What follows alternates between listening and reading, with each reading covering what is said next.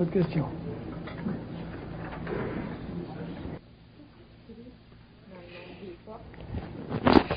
Quand vous vivez de la haine vis-à-vis des forces, c'est parce que premièrement, vous avez conscience qu'elle existe. Puis deuxièmement, ça vous permet de vous blinder émotivement. Puis de renforcer votre centre émotionnel. Puis de développer votre centricité.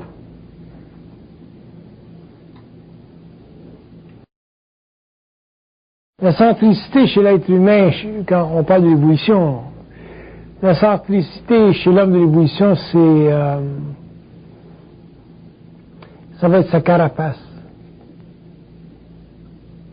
Parce qu'oubliez pas une chose, hein, on vit sur deux plans à la fois, mais on a l'impression qu'on vit seulement sur un plan. On a l'impression qu'on vient qu'ici. Quand on devient conscient des forces, ainsi de suite, là, on réalise que il se passe quelque chose à un autre niveau. Le niveau de conscience qu'on a de ces forces-là varie dépendant des individus. Mais c'est là qu'on s'aperçoit que l'homme est tellement manipulé.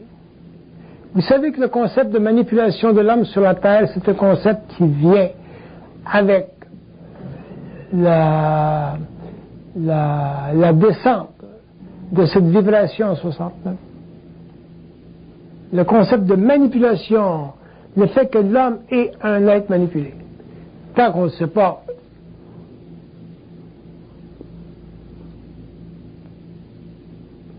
mais quand on sait qu'on en est conscient, c'est là que la colère, qu'on développe une haine contre l'occulte. Puis d'ailleurs, c'est cette haine contre l'occulte qui va détruire la spiritualité de l'homme. La raison pour laquelle les hommes sur la terre sont spirituels et ainsi de suite, c'est parce qu'ils n'ont pas conscience de l'occulte. Donc, ils ne peuvent pas vivre de haine contre l'occulte.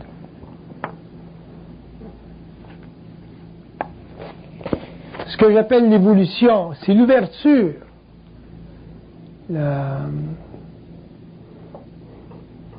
C'est l'ouverture d'une fenêtre sur une conscience qui est totalement neuve de l'homme. Conscience qui devient libre de la mémoire de la race, conscience qui est totalement centrique, conscience qui fait que l'homme nouveau est totalement différent de l'homme ancien et qui lui permet éventuellement d'être, sur le plan matériel, un être libre.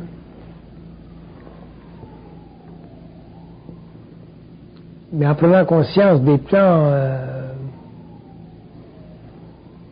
ça change la perspective universelle. Ça change la nature psychologique de l'ego. Ça change la nature de l'ego. Ça change tout. Et la colère contre les plans, contre les forces, appelez ça comme vous voulez, ça fait partie de cette prise de conscience de l'homme qu'il a été manipulé, qu'il est manipulé. Donc, aussitôt qu'il se sent manipulé, il vibre. Donc, de là, il développe une centricité, il développe une très, très grande indépendance d'esprit. L'homme ne retournera jamais à la mémoire de la race. Vous savez, pendant des années, j'ai dit, c'est difficile pour vous de vous imaginer ne pas pouvoir croire. Hein? Je disais, ça va vous prendre 2 années pour en arriver à ne pas pouvoir croire. Pas dans le sens psychologique, dans le sens de l'impuissance de croire. Et lorsque l'homme sera conscient, et ainsi de suite, il verra que la croyance, c'est le poison astral de sa conscience, de la religion.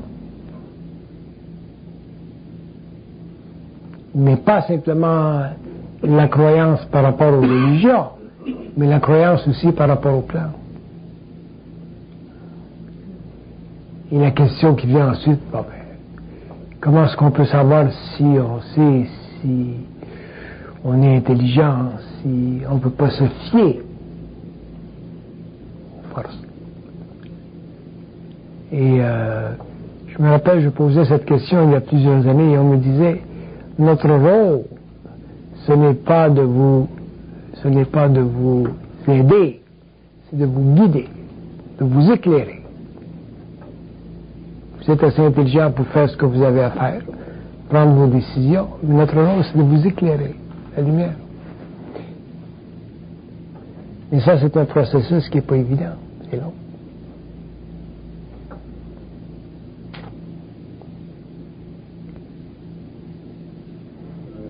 Est-ce que la haine appartient à l'homme ou bien le fait qu'on est capable... Ça, c'est une question très intéressante. L'homme est trop inconscient pour réaliser que la haine appartient aux plantes. L'homme n'est pas capable aujourd'hui parce qu'il n'est pas suffisamment... L'homme n'est pas suffisamment unifié aux plantes pour pouvoir sentir la dualité cosmique de sa conscience. C'est comme votre wireless, votre petit téléphone cellulaire, machin chouette, là. Ça va des deux côtés. Hein. Et pour donner à l'homme l'impression du libre arbitre, pour donner à l'homme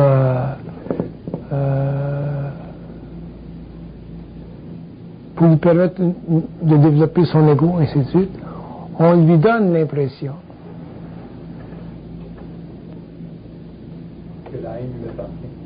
que la haine lui appartient. Mais en réalité, ce n'est pas qu'elle ne lui appartient pas, mais que les plans peuvent l'arrêter s'ils le veulent.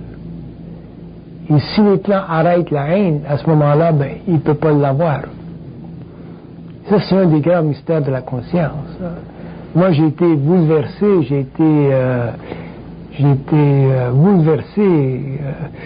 durant mon initiation par ces aspects-là de la conscience humaine. Ce qui est en haut est en bas. Mais l'ego a besoin pour sa propre définition, pour sa propre stabilité. Il a besoin de savoir qu'il est capable lui-même d'haïr.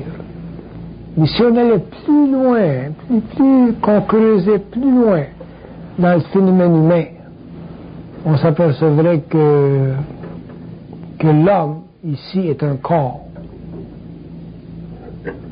un véhicule matériel, et que tout se passe sur les autres plans. Donc, le mot qu'on peut utiliser à une haine intégrée, ce serait quoi? Une haine intégrée, c'est une haine où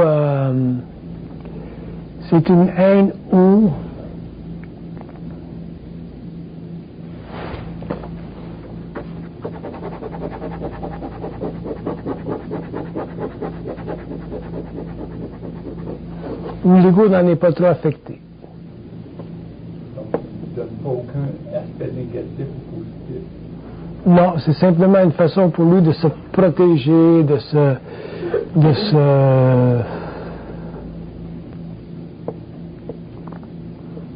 changer sa vibration.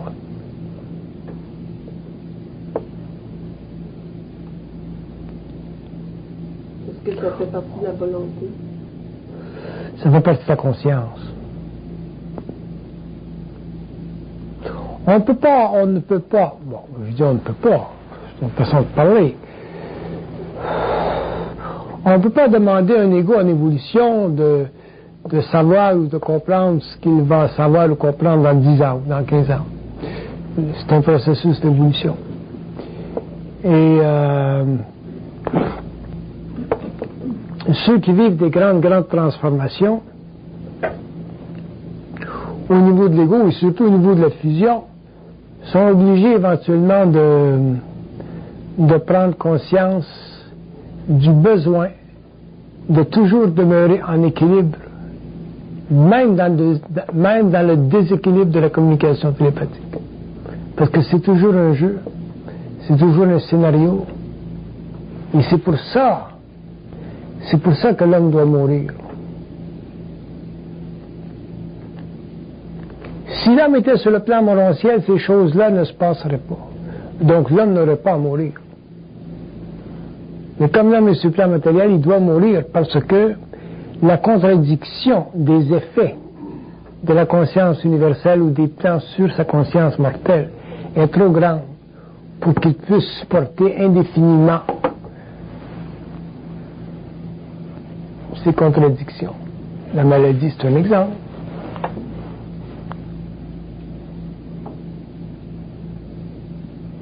Tandis que sur le plan morontiel, à ce moment-là, ça n'existe plus.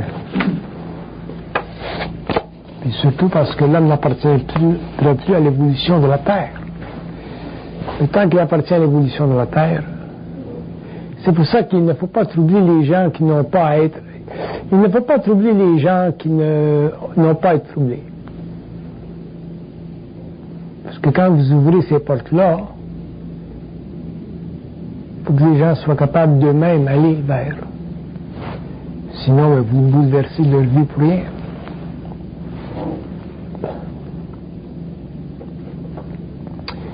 Mais si vous me demandiez quelle est la sécurité ultime de l'homme sur le plan matériel, à partir des plans, par rapport aux plans, je dirais sa capacité de ne pas penser. Mais ça, c'est pas évident. Au moins sa capacité de savoir que la pensée vient d'ailleurs. Ça, c'est évident. Parce que déjà, c'est rentré dans la porte, ça. Dans cette capacité-là, est-ce qu'il y a un effort ou est-ce que c'est de la volonté en action? Pas un effort, c'est de la conscience. De la conscience.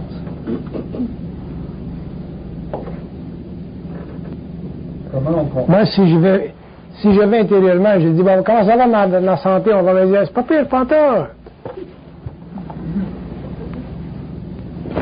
Si je vais voir le médecin, on rentre à l'hôpital tout de suite. Fait que je vais-tu avec le médecin ou avec eux?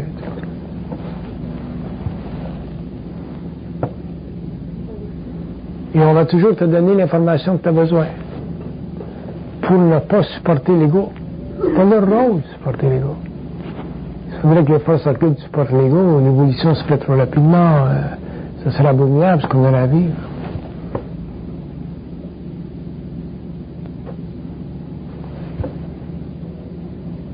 Mais, quand on connaît comment ça fonctionne, et qu'on se fait dire, ah, pas pire, pantoute, t'es content. Pas pire, pantoute, t'es content. Tu restes avec ça.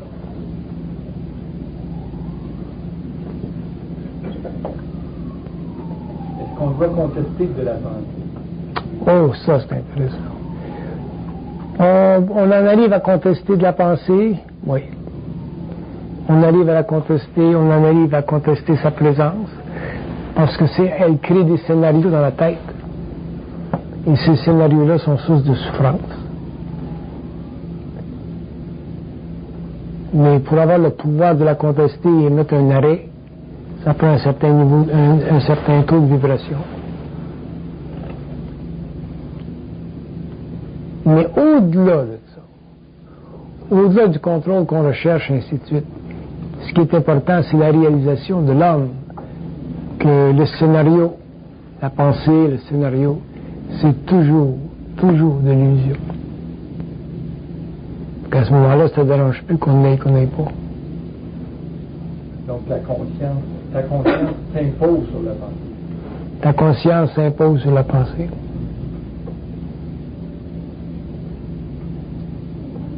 Si le contraire, si la pensée s'impose sur ta conscience, là, tu as un problème d'inconscience.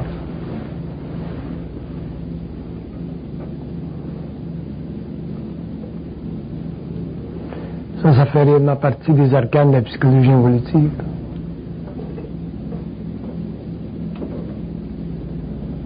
La pensée, ça marche tout le temps.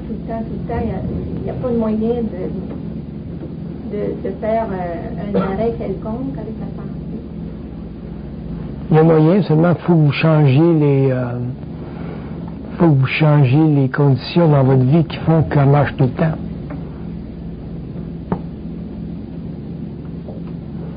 Si votre chum vous a laissé là, puis la pensée marche tout le temps, mais là, vous prenez l'avion, vous allez en Europe, puis vous allez vous rencontrer un bon Français qui peut vous parler longtemps.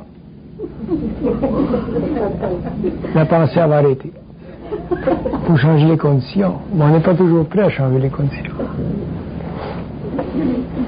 On est très, très fixe dans notre mode de vie.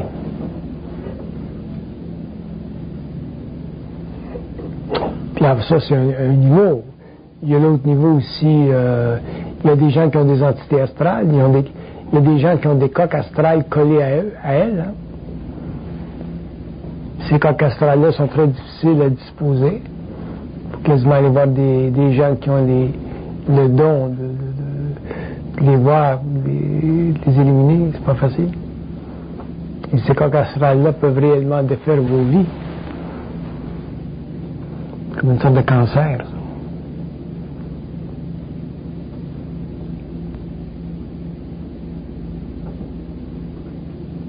Il y a des entités qui ont de basses vibrations, qui vivent à travers l'homme. C'est bordélique l'expérience humaine.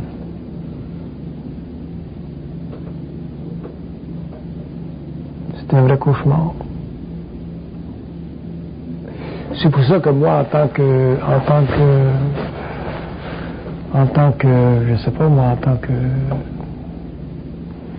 personne amenant ou apportant à l'humanité un nouveau système psychologique, j'ai tendance à ne pas pousser la note. Les gens qui sont prêts, ça les intéresse. Ah, c'est le fun.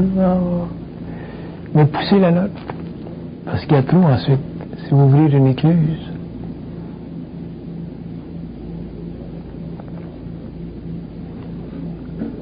Moi, je reçois des emails, des histoires de gens qui vivent des choses. C'est incroyable. Incroyable. Au niveau psychologique, au niveau psychique. Il faut mettre de l'ordre là-dedans. Question. C'est bon que vous me posez des questions.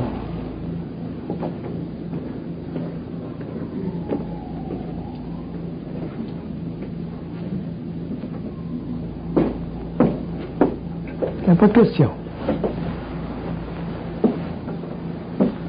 Oui? Comme on est des marionnettes avec lesquelles il faut apprendre à se détacher, à compenser, à trouver les fidèles,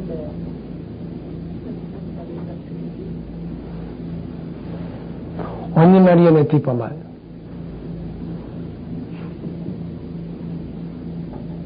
Regardez nos vies quand on est jeune. Qui on marie? Pour quelle raison? On se fait mettre enceinte.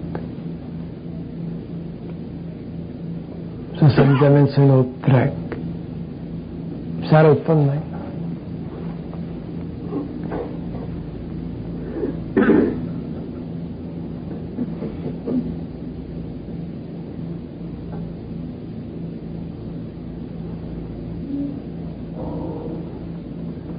Oui.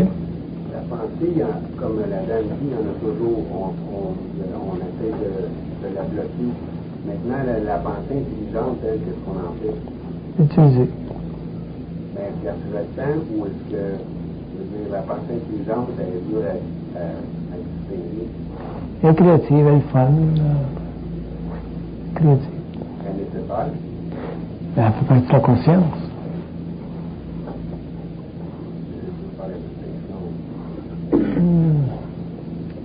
Ce qui est intelligent, c'est intelligent. Ça sent ce qui est intelligent. Il n'y a aucun cette pensée-là,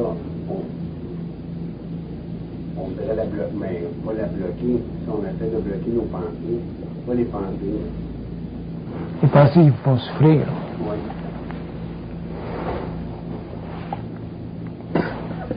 C'est pas les pensées intelligentes qui sont le problème, c'est les pensées qui vous font souffrir.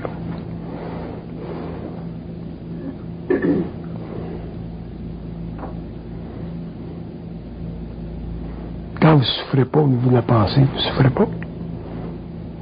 C'est le fun. C'est créatif.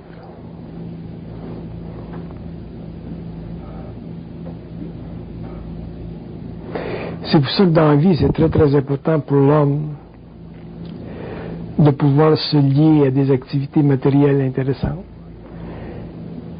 amener du plaisir dans votre vie. Du plaisir sain. Du plaisir.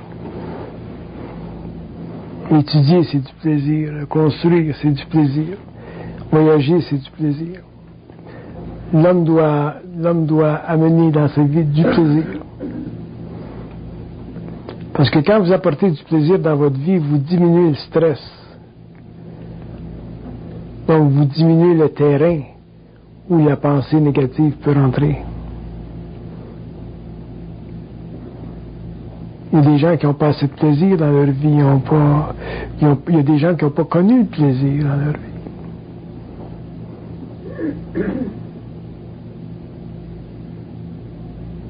Regardez ce qu'ils disent sur le plaisir. Le plaisir, c'est une façon pour vous de vous séparer de nous.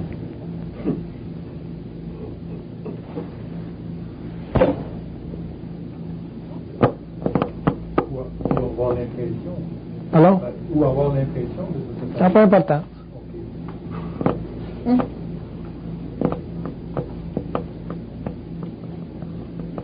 Moi, ce qui rend ma vie très, très difficile présentement, c'est que j'ai de la difficulté à rentrer du plaisir dans ma vie.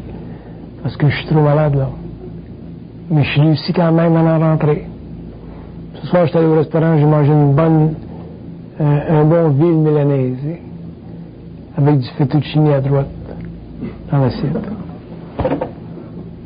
C'est du plaisir, ça. Ça fait 4 jours que je le regarde. Je vais descendre à la conférence vendredi, je vais aller à tel restaurant, je vais me commander une ville milanaise, même si je ne peux pas toute la manger, avec un peu de fettuccine Alfredo.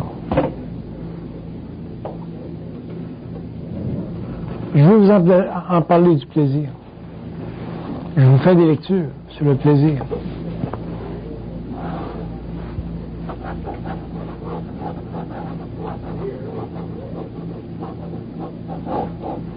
Ils disent que pour que l'homme ait du plaisir dans la vie,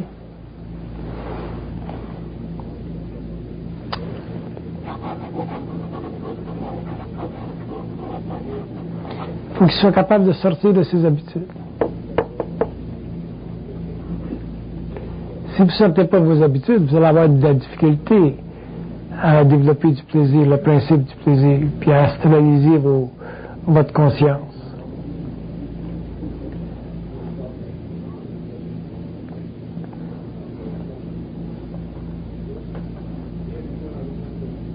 C'est subtil du plaisir. Très subtil. Il y a des gens qui ont peu de plaisir dans leur vie.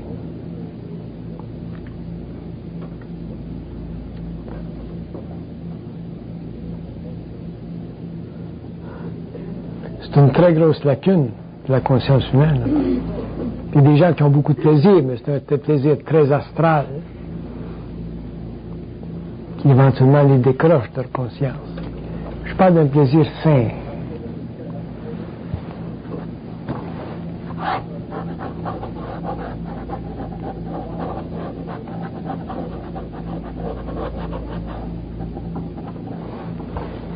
Il dit le plaisir, il dit, pour développer du plaisir, il dit, faut être conscient de ce que l'esprit a besoin. Puis ça se sent. Puis plus vous allez être conscient, mais plus vous êtes télépathe, plus vous le dites.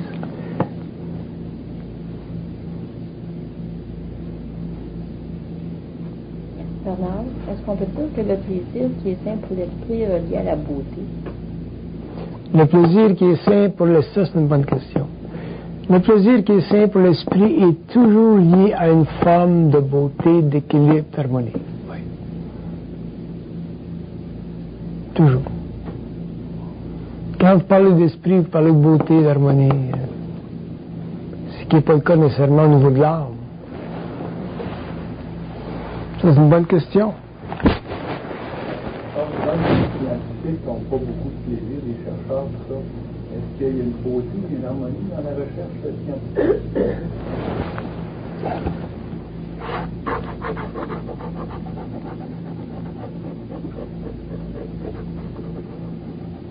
Il dit dans la mesure où ils ne deviennent pas trop prisonniers de leur monde. dans 500 capsules. Einstein jouait du violon.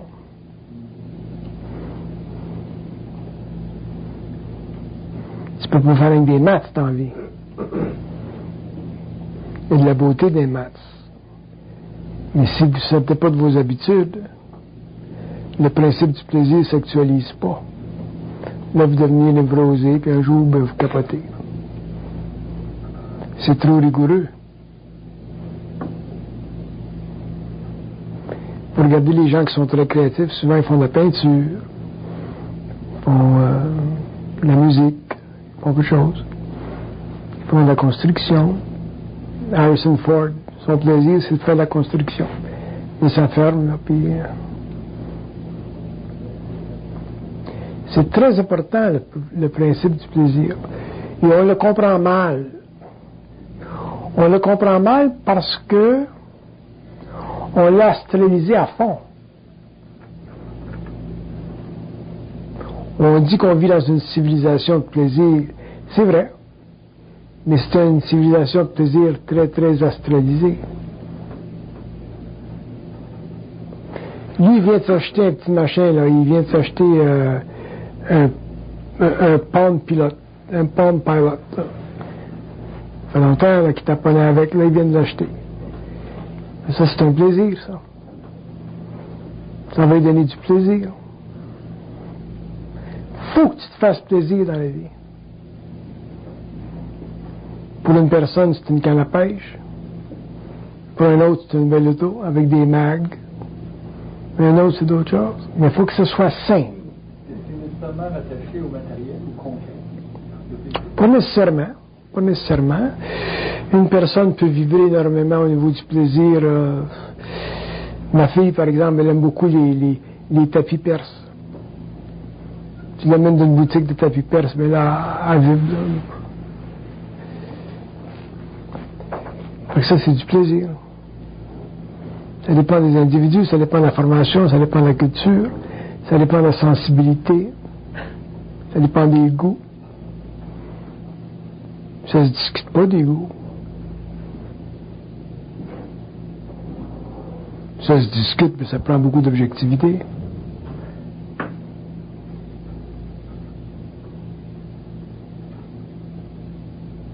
Mais le principe du plaisir sur la Terre a été déformé tellement que maintenant il fait partie de l'ossature astrale de la conscience humaine.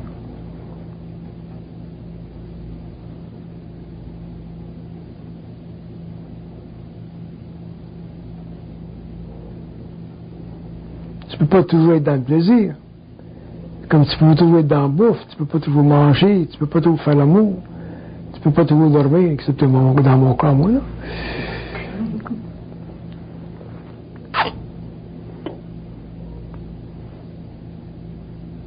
C'est une affaire d'équilibre.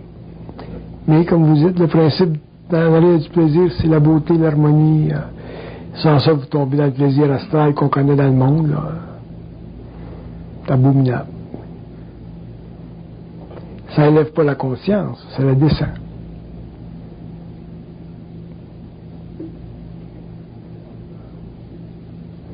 Si on me demandait qu'est-ce que c'est le péché des Américains, je dirais qu'ils ont astralisé le plaisir. Ils l'ont trop astralisé. Ils vont payer le prix. Ça crée une conscience sociale, une conscience populaire alourdie, pesante, loin, qui s'éloigne des principes de la beauté. Ça mène à la violence. Parce que le plaisir, dans sa fondation très très astrale, mène à la violence. Tandis que le plaisir, dans sa fondation mentale, mène à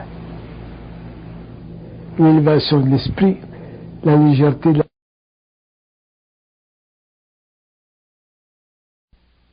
conscience.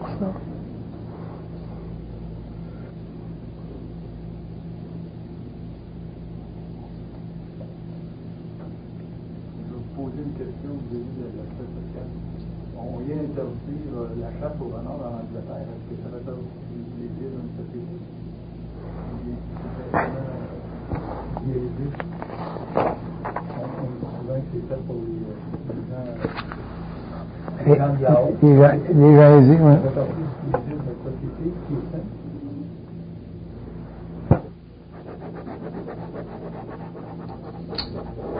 Ils disent que les hommes ont le droit de contester les souffrances faites aux animaux, par quelque niveau de société qu'ils soient.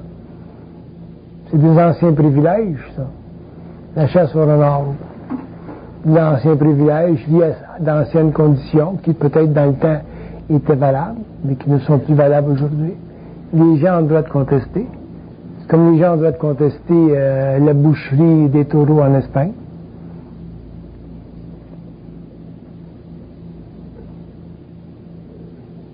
Et ça démontre déjà que l'homme se sensibilise et veut désastraliser le plaisir.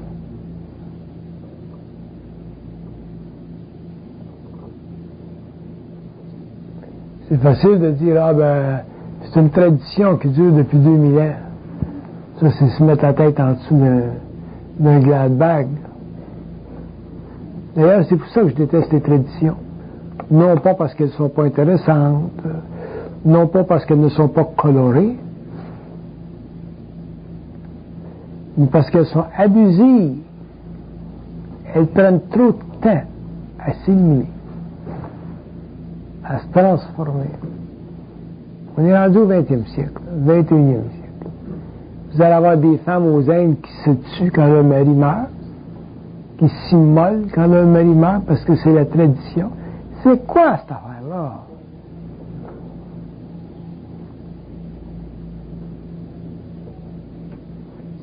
Si j'étais un militantiste, un activiste militant, je serais sûrement assassiné. Je ferais tellement de bordel, mais je suis trop conscient pour faire du militantisme. Ça fait partie de l'expérience de l'humanité. Mais ça ne m'empêche pas de le regarder pareil. Écrire des livres, c'est pas du militantisme, non? Pas dans mon cas.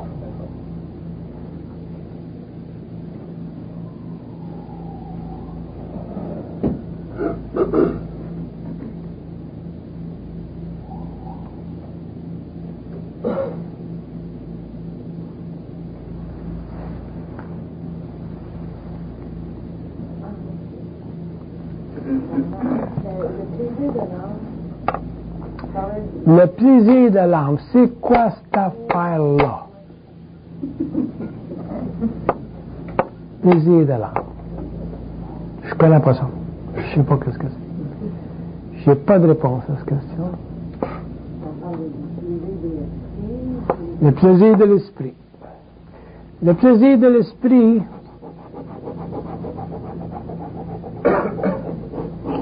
c'est l'alliance entre l'esprit et la matière.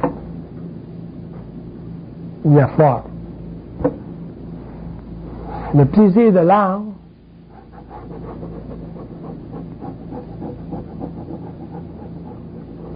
c'est un plaisir dépourvu de direction. C'est dépourvu de direction.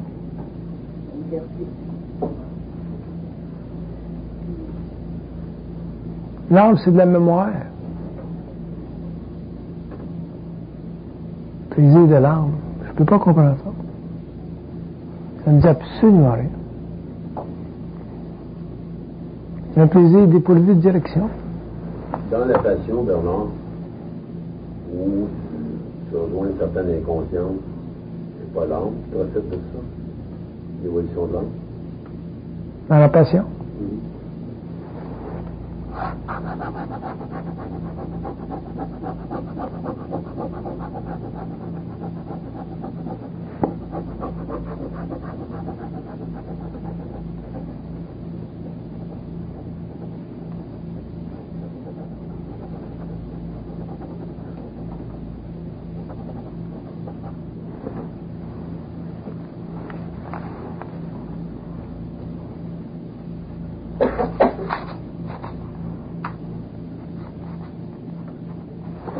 Ils disent dans la passion, ils disent c'est le système nerveux qui vibre et l'ego qui récolte les pulsions. Puis le système nerveux qui vibre, Puis l'ego, lui, il récolte les pulsions. Hey, t'as-tu aimé ça? C'était-tu bon? On a-tu bien fait ça ce soir? T'es-tu heureuse? T'es-tu rendue heureuse? Oui, mon pitou.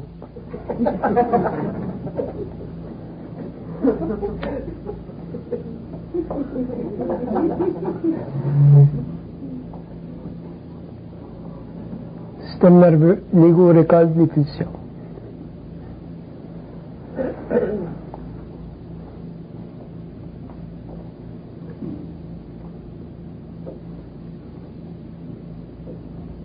Pouvez-vous faire un lien entre le système nerveux et la conscience ou les forces? Le système nerveux, là,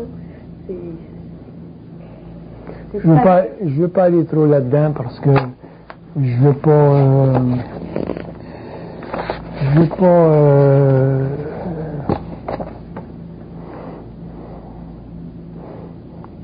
plus l'homme devient conscient, plus le système nerveux s'aiguise, ça c'est sûr.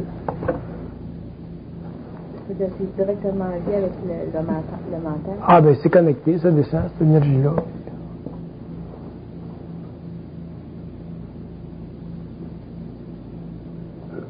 C'est comme si la conscience électrifie.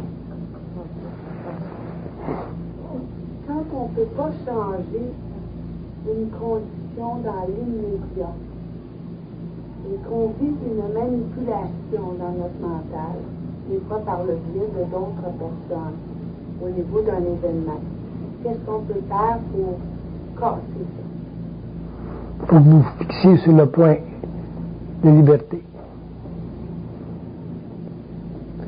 Que ce soit 1 an, 2 ans, 10 ans. Savoir que... Ah ben oui. Parce que dans la vie, il faut que vous ayez toujours une porte de sortie. Si vous n'avez pas de porte de sortie, vous êtes fait. Vous tombez dans le royaume des habitudes, puis vous ne pouvez pas être libre.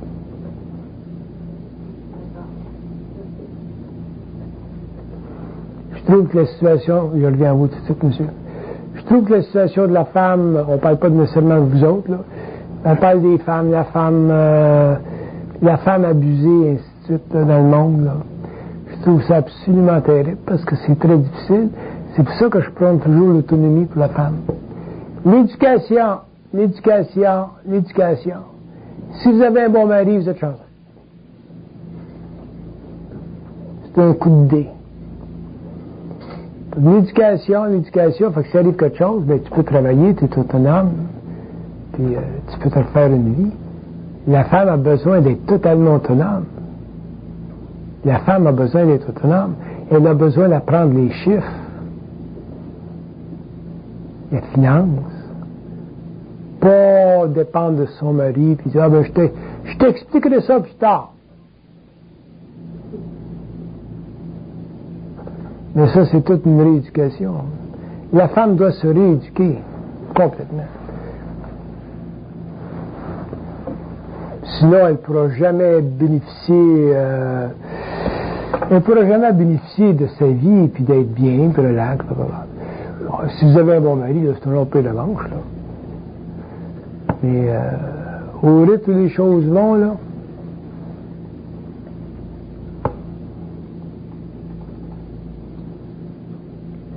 je regardais un gars au bar tout à l'heure, là, puis il regardait une fille, il a les yeux tendus.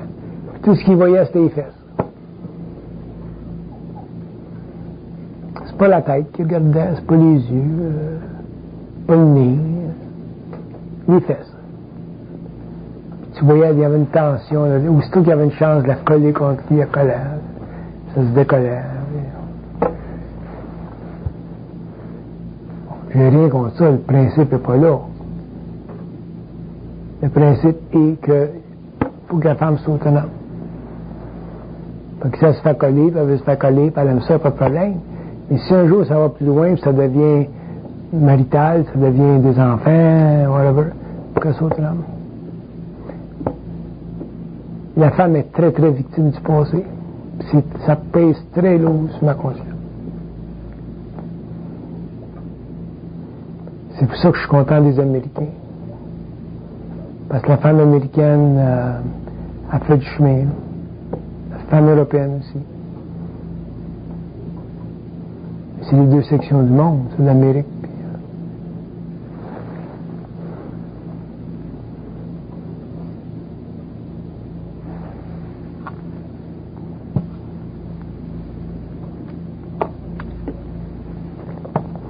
Si vous avez des enfants, éduquez-les. Demandez-leur pas leur opinion. Tu ne demandes pas l'opinion à tes enfants au niveau de l'éducation. Si vous faites ça, ben, vous allez perdre le levier parental que vous avez. Puis là, à ce moment-là, ça va tout tomber dans les mains du système. Là, prenez des assurances quand ils sont jeunes, là, qui viennent au monde, là, pour que plus tard ils puissent aller à l'université. Il faut les libérer, ces jeunes-là, surtout les filles. C'est un gros problème. Je ne suis pas réellement regardé, la faille d'autonomie. Je ne parle pas du mouvement féministe, moi. Le mouvement féministe, ça ne me dit rien. Je parle de l'autonomie de la femme. La femme peut être très, très autonome, puis elle peut pas être féministe pendant tout. Quand une femme commence à être trop féministe, là, ça crée de la disconnect.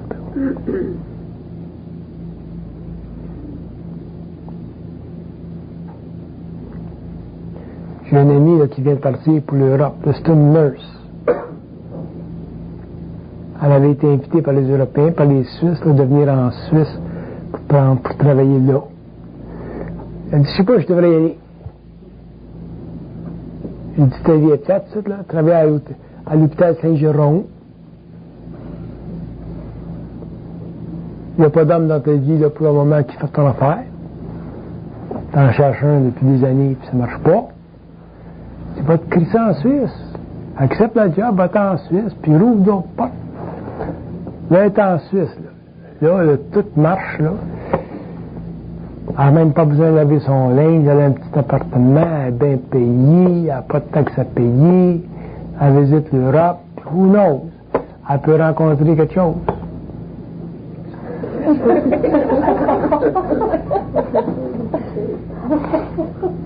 Contente. Peut-être. J'ai dû oublier tes chums, parce qu'on a bien des chums, nous autres, c'est dur, partir du Québec, tu sais. J'ai oublié tes chums, là. Tu manges de l'ordre tes chums. Pas de temps. Je l'ai fait. C'est un homme. Mais c'est une nurse. Nos jeunes, là, quand ils disent, qu'est-ce que je devrais faire, là? Je devrais-tu aller là-dedans ou là-dedans ou là-dedans? Vous êtes mieux de les diriger comme il faut.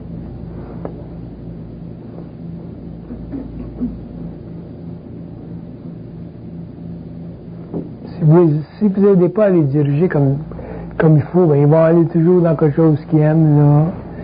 Ça peut être temporaire, ça peut être pas nécessairement que le système qui te paye. Fait que c'est compliqué, les vies.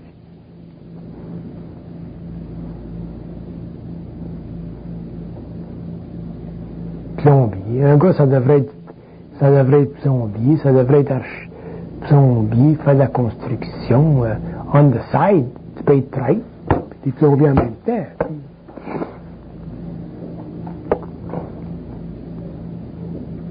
Des portes de sortie, waiter, et voilà. C'est une nuit. Monsieur. À contester la pensée, on en vient à haïr notre personnalité, à haïr nos rêves.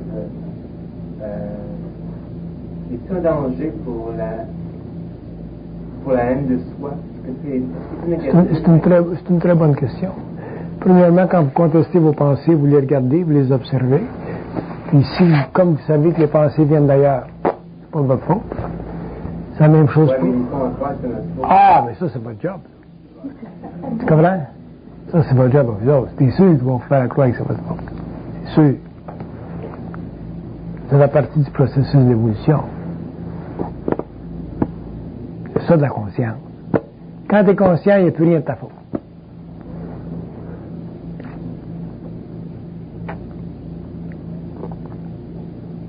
C'est écrit celle-là, vraiment? Pardon? C'est écrit celle-là. Quoi? Quand t'es conscient, il n'y a plus rien qui te tape. Non, parce que les gens ne comprendraient pas. On pourrait s'en parler. Ouais.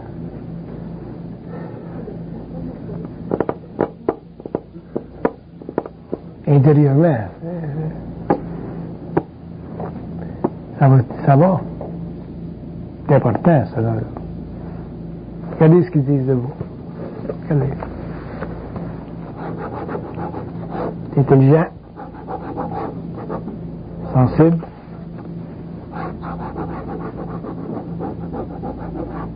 un peu de difficulté à s'accepter comme il est. Ils sont polis.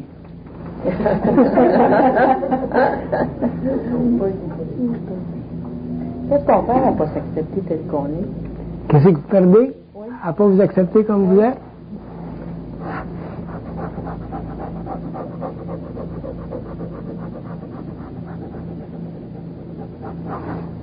Il dit, vous perdez toute l'occasion de réaliser que vous êtes intelligent. Il y a qu'une chose dans la vie qui compte, c'est de savoir que tu es intelligent. Rien que ça. Le reste, ça compte pas. Tu sais ce que ça vient, t'as pas d'orgueil,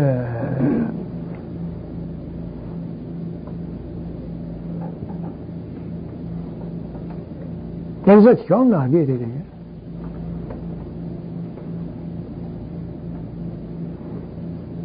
Des fois, j'ai des tests, puis je vais dire, je suis si intelligent que ça? On va dire, ouais, t'es pas mal.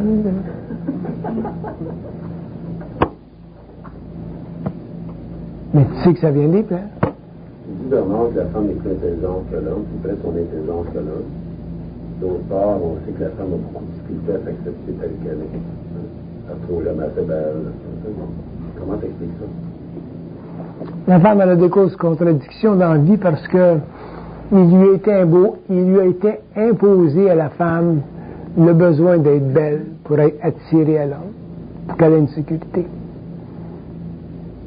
Donc une femme qui n'est pas belle, dans le sens assez belle, si elle n'est pas chanceuse, si elle n'est pas perçue par l'homme, au niveau de son intelligence, sa beauté mentale, ses grands sentiments, à ce moment-là, elle risque d'être seule.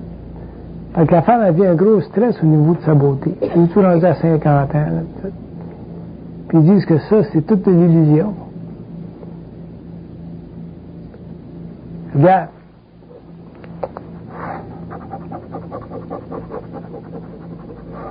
Il dit une femme qui est pas belle, elle a simplement besoin d'être intelligente, puis il dit ça va couvrir tous les coins. Puis c'est vrai. C'est sûr.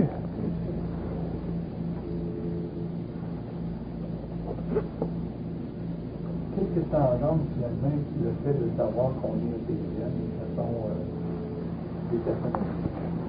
Qu'est-ce que ça engendre? Ouais. Ça nous donne la certitude d'être. Tu ne vis plus par comparaison. Moi, j'adore ne pas vivre par comparaison. Je rencontre ça de monde dans ma vie, du monde très intelligent, très éduqué, pêche des bols. Mais je vis jamais par comparaison. Il y a un homme qui m'a appelé cette semaine, il dit, seriez-vous intéressé? Il dit, j'ai écrit un papier lundi, là. Seriez-vous intéressé à participer à ce colloque-là au niveau d'un écrit pour expliquer qu'est-ce que c'est la nature de l'énergie? Ça, c'est intéressant pour moi, il va parler de cette affaire-là. Puis je l'ai décliné parce que j'étais trop malade. Que quand tu es intelligent, tu es toujours créatif.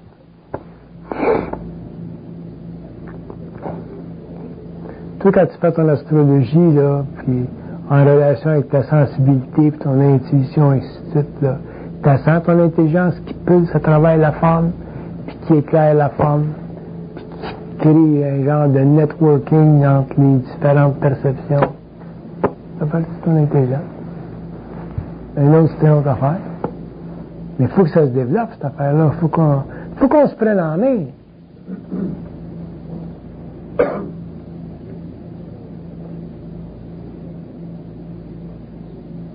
Bon, je sais que pour des raisons de vibration, pour des raisons d'évolution, pour des raisons de taux vibratoire, il y a des gens qui ne sont pas capables d'aller plus loin dans cette vie-ci qu'un certain niveau.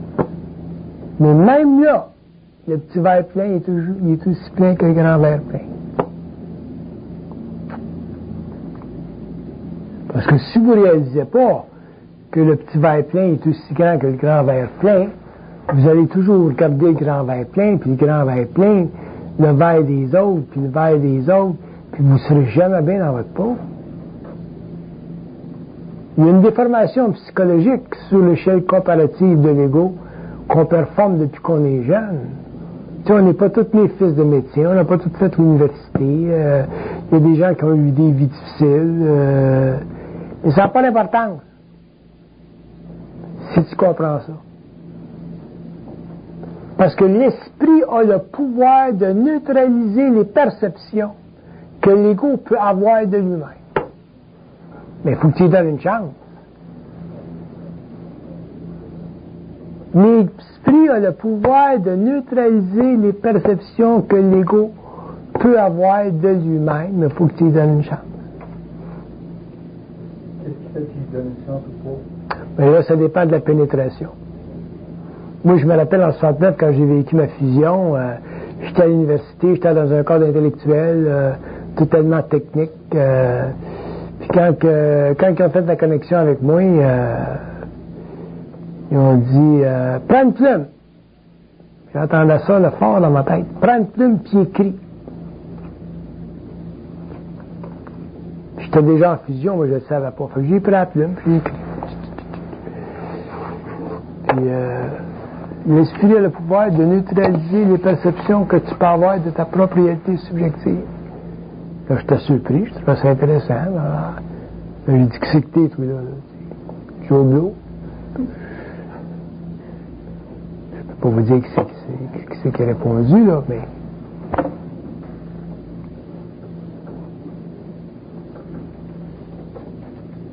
Découvrir l'inconnu, est-ce que Très important pour vous de vous prendre comme vous êtes.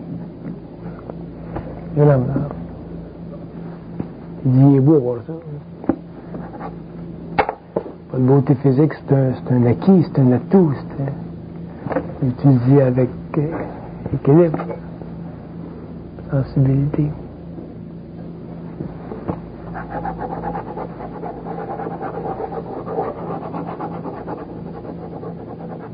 Il doit apprendre à pouvoir se confirmer comme étant un petit peu parfait. Ça va être une job pour vous.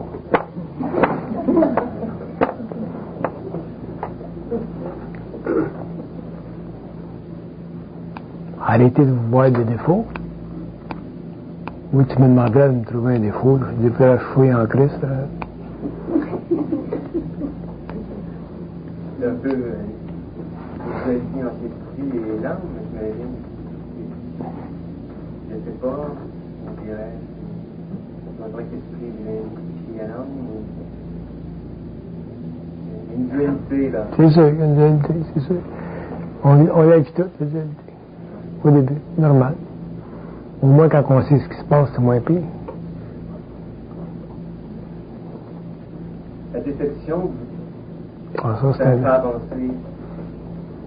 La maladie, les calamités, les grosses affaires, où on a l'impression que la main nous tombe dessus, est-ce que ça nous fait avancer en conscience? Ça nous fait avancer dans la mesure où on ne s'implique pas. Dans la mesure où on s'implique pas. La maison a brûlé, oui. Trop tard.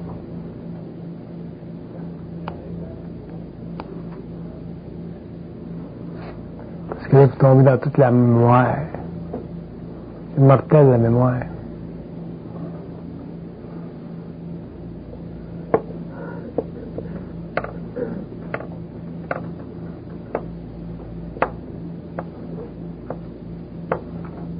Oui, j'ai perdu 500 000 piastres, il y a 2-3 ans, là, dans le marché, là.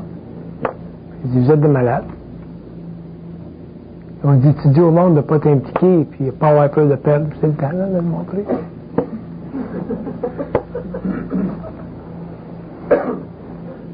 Comme ça que ça marche. Ils ont raison. La vie continue. Tu commences à t'impliquer là-dedans, tu déprimes. Tu finis ces pilules.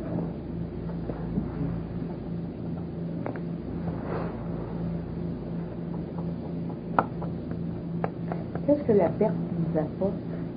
La perte? Oui. Et il dit, ça vous permet de savoir qu'il y a toujours de la continuité dans la vie. Ça continue.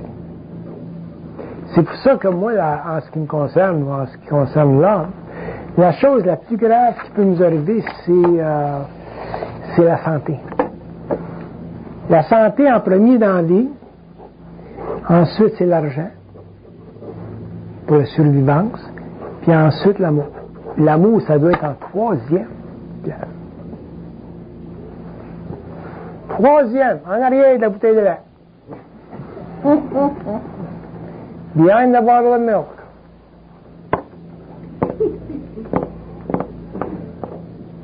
Puis le problème de la femme, c'est qu'il y a trop de femmes que l'amour, c'est le premier problème. C'est 15 ans, tu tombes en amour, tu tombes en amour, tu es en famille. Ta vie est faite, là. Elle est réduite, tout de suite, là.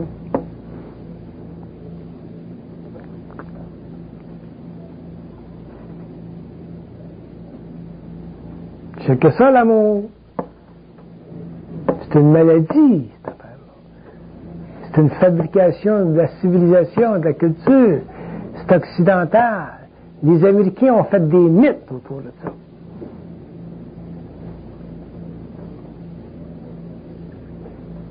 Love, love, love, love.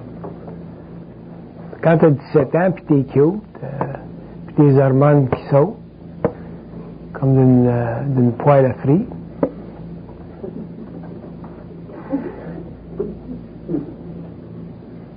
Je lisais un article dernièrement d'une fille à New York là, qui travaille pour le stock market américain, une brillante. Il y avait une interview sur elle, puis il disait ce que tu faisais quand tu étais à l'université, tu étais jeune, et ainsi de suite. Elle disait, j'étais toute dans les études, des études. J'étais allé chercher mon BA, ma maîtrise, mon doctorat.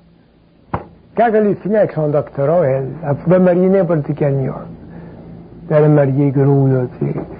Elle fait des gros salaires. Elle fait peut-être 500 000 pièces par année. New York Stock Exchange. Puis elle est mariée. Elle a des enfants. Le gars, il a Christ, là, ça change rien dans sa vie. Hein. C'est évident que ça va changer quelque chose. Je dis tout un homme. C'est ça que je veux dire.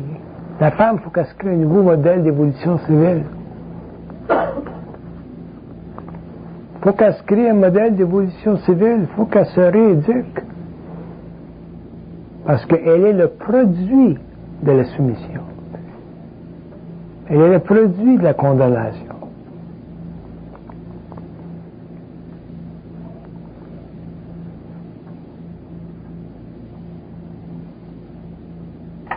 Quand tu sais rien, tu sais rien. Mais quand tu sais quelque chose, là, tu commences à savoir quelque chose, laisse-moi dire, ça fait mal.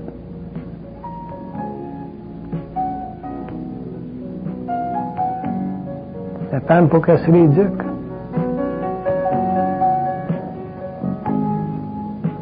Faut qu'elle se crée un nouveau modèle civique de vie. Je t'apprends d'écrire un livre sur la femme, là, je sais pas si je vais le finir, là, avec ma maladie pis tout. Mais l'autonomie, c'est bien important. Il faut que je creuse. Même moi, je ne sais pas jusqu'où ça va l'autonomie, puis l'autonomie, puis l'autonomie, puis l'autonomie.